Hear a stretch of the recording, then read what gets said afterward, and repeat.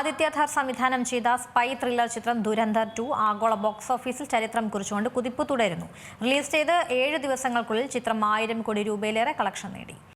ആദിത്യധർ സംവിധാനം ചെയ്ത action thriller ചിത്രം ദുരന്തർ ദി റിവെഞ്ച് മാർച്ച് 19 ലോകമെമ്പാടുമുള്ള തിയേറ്ററുകളിൽ പ്രദർശനത്തിനെത്തിയത്.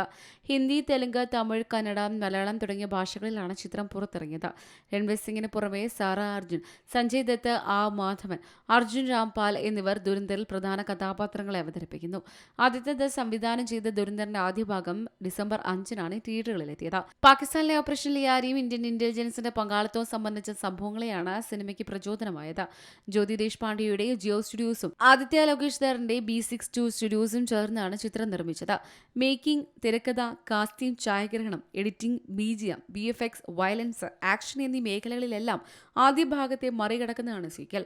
ദുരന്തർ ആദ്യ ഭാഗത്തിന് 3 മണിക്കൂർ 34 മിനിറ്റാണ്. രണ്ടാം ഭാഗത്തിനാകട്ടെ 4 മണിക്കൂറിന് 5 മിനിറ്റ് മാത്രമേ ഉള്ളൂ കുറവ്. 2 ഭാഗങ്ങളും കൂടി ചേരുമ്പോൾ സിനിമയുടെ ആകെ ദൈർഘ്യം 7 മണിക്കൂർ 30 മിനിറ്റാണ്. സാധാരണഗതിയിൽ 2 കാലയളവിൽ 2 ഭാഗങ്ങളായി പ്രത്യേകം ഷൂട്ട് ചെയ്യുകയാണ് പതിവ്. എന്നാൽ ദുരന്തർ 1-2 ഭാഗങ്ങൾ ഒരേ സമയം ചിത്രീകരണം പൂർത്തിയാക്കിയതാണ്. അതിനാൽ തന്നെ ആദ്യ ഭാഗം റിലീസ് ചെയ്ത് മാസങ്ങൾക്കുള്ളിൽ തന്നെ രണ്ടാം ഭാഗം പുറത്തിറക്കാൻ അണിയറ പ്രവർത്തകർക്കായി. പുതിയ റെക്കോർഡ് കൂടി ചിത്രം ഇപ്പോൾ നേടിയിരിക്കുകയാണ്. റിലീസ് ചെയ്ത് വെറും 7 ദിവസങ്ങൾക്കുള്ളിൽ ചിത്രം 1000 കോടി രൂപയിലേറെ കളക്ഷൻ നേടി. ഇന്ത്യൻ സിനിമാ ചരിത്രത്തിലെ ഏറ്റവും വേഗത്തിൽ 1000 കോടി ക്ലബിൽ എത്തുന്ന രണ്ടാമത്തെ ചിത്രമായി ദുരന്തർ 2 മാറി. 6 ദിവസം കൊണ്ട് ഈ നേട്ടം കൈവരിച്ച അല്ലു അർജുന്റെ പുഷ്പ 2 മാത്രമാണ് മുന്നിലുള്ളത്.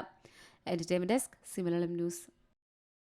ഏറ്റവും പുതിയ വാർത്തകളും വിശേഷങ്ങളും വിരൽത്തുമ്പിലറിയാൻ സി മലയാളം ന്യൂസ് എല്ലാ ഡിജിറ്റൽ പ്ലാറ്റ്ഫോമുകളിലും ലഭ്യം.